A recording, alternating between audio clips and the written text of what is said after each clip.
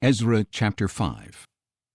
Later, the prophets Haggai and Zechariah, son of Iddo, prophesied to the Jews in Judah and Jerusalem in the name of the God of Israel who was over them. Then Zerubbabel, son of Shealtiel, and Jeshua, son of Jozadak, rose up and began to rebuild the house of God in Jerusalem, and the prophets of God were with them, helping them.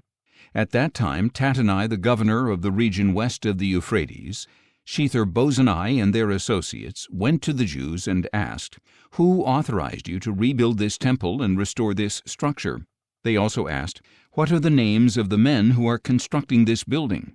But the eye of their God was on the elders of the Jews, so that they were not stopped until a report was sent to Darius and written instructions about this matter were returned.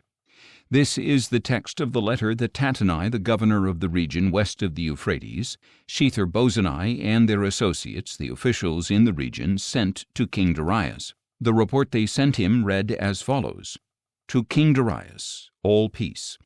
Let it be known to the king that we went into the province of Judah to the house of the great God. The people are rebuilding it with large stones and placing timbers in the walls. This work is being carried out diligently and is prospering in their hands. So we questioned the elders and asked, "Who authorized you to rebuild this temple and restore this structure?" We also asked for their names so that we could write down the names of their leaders for your information. And this is the answer they returned: "We are servants of the God of heaven and earth, and we are rebuilding the temple that was built many years ago, which a great king of Israel built and completed. But since our fathers angered the God of heaven, he delivered them into the hand of Nebuchadnezzar king of Babylon, the Chaldean, who destroyed this temple and carried away the people to Babylon.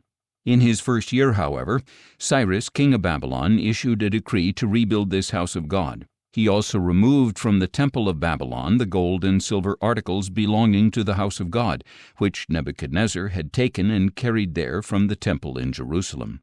King Cyrus gave these articles to a man named Sheshbazzar, whom he appointed governor, and instructed, "Take these articles, put them in the temple in Jerusalem, and let the house of God be rebuilt on its original site."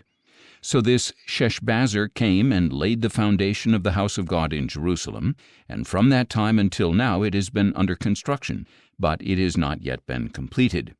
Now therefore, if it pleases the king, let a search be made of the royal archives in Babylon to see if King Cyrus did indeed issue a decree to rebuild the house of God in Jerusalem.